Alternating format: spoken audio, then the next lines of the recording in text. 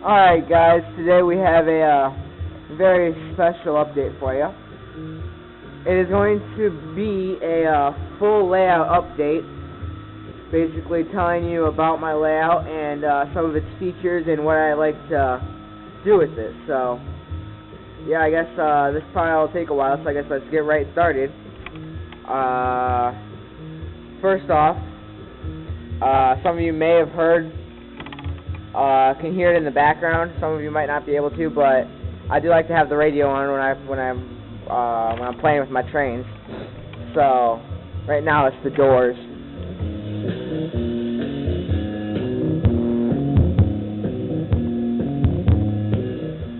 So, all right. Now that we got that cleared up, let's start on this end of the layout. Basically, before we start getting into detail about this, the layout is 16 feet on this end and 12 feet on that end. It's L-shaped and it has a little triangle over here in the middle that makes it kind of like an L with a triangle in the center. There is a trap door back there, which makes it a little bit easier to access back there, but if I could change one thing on the layout, I would pull it out at least a foot away from the wall so I could get back there easier, because it is a pain in the butt to get back there and clean the track. And you know they always do stall back there, so yeah, now we got that cleared up, time to start going on scenery. Over here, basically, we have some very good scenery going on here. So, right here is basically like a wood dealer, and this little ballast road goes over to the sawmill, which receives 4 cars, and I lost my train, dang it. Hold up.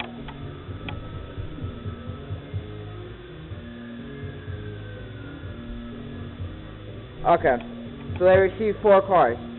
The CSX hopper in the background there, that is for liquid pulp that gets loaded and shipped out. The BNSF boxcar is just supplies. The CSX boxcar is pulpwood. And then there should be a UTLX tank car right there, which will send them fuel. But it is over there on my train. See? So that's why it's empty right there. Anyway, coming over here is the CSX staging track, or not really staging track, but interchange track. We interchange with the CSX right there. I'll go over there more in a minute. Over here is the town.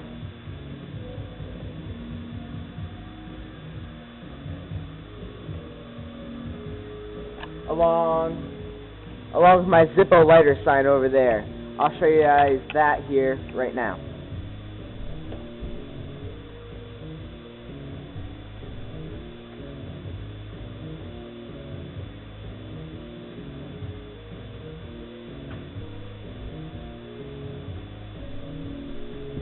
Alright, next we have this stream here. This was going to be a humongous river, but it looks definitely better as like a stream, so you can have like the beach on the side. So that's what it's going to be. We have 2 culverts here from Woodland Scenics. Those are going to have the stream come underneath the sawmill. And the 2 piers are from an older bridge that's never going to be there. So they're just like an added detail part. And then we have a smashed up Matchbox truck there. The cab has been dented in with a hammer, so it looks like it actually got crushed. How it got there, I don't know. I just threw it on there, so make it look a little interesting. Coming over here, we have a signal made out of Legos. This is pretty cool. Lego signal right here, and it looks amazing. Anyway, pile of pipe. Then we have this switch here. This track comes all the way around as a runaround track for my quarry. That way you can pull trains in through that way and bring them all the way around so you can have on-the-fly loading. I don't want to do that too much because I don't have like a full consist of cars that I'm going to load with stone. But once I do, then we'll have a on-the-fly loading. This diamond here is for the CSX interchange track. We have the main line here and the siding there. We also have a freight house because I don't have any passenger service because my passenger cars will not fit on my curves, unfortunately. So I have this really nice passenger car that I got for my birthday, but I can't use it because it won't fit on my curves.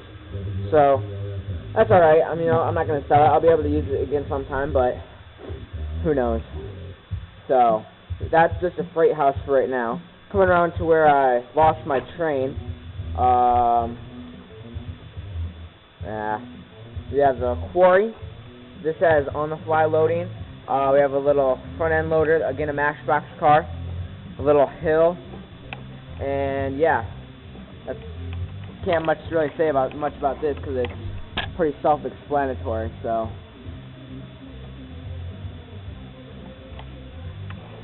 anyway, moving on, we have the first part of the layout to get Phoenix was right here. This is a sublayer of dirt over plaster cloth, which is over cardboard, and on top of all that we have some Scenic Express Deadfall.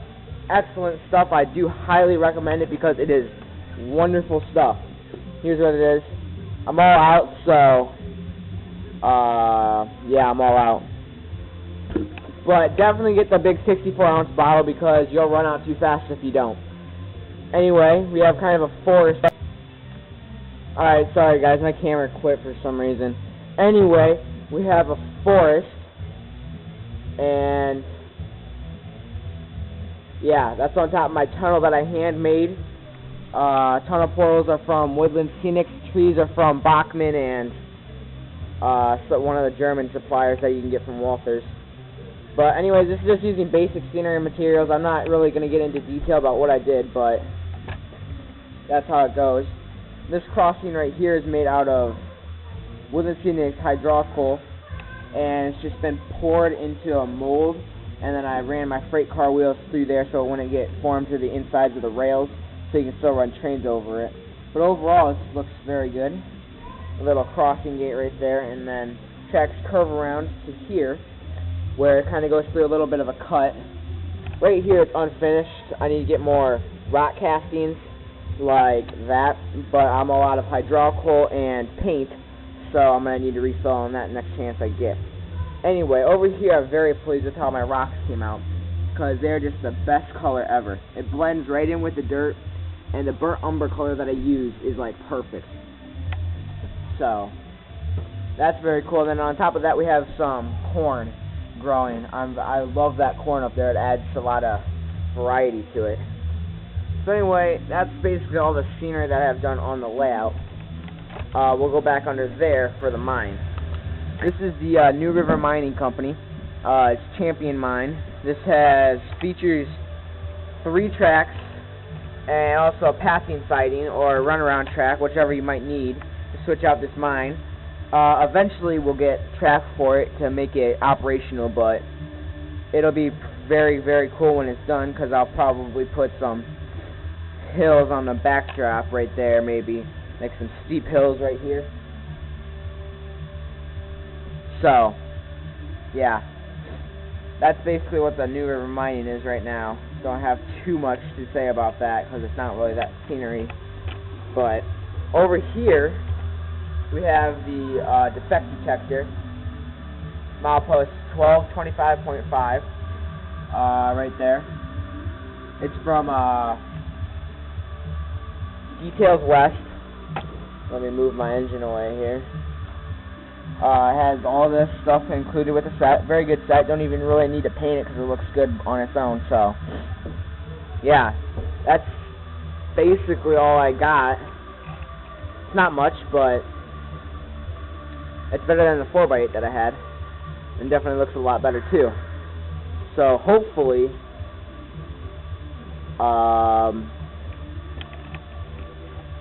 we'll advance in this stuff. This layout really doesn't get much progress on it that fast because I don't have a lot of money, and me and my dad, we don't go to the hobby shop too much.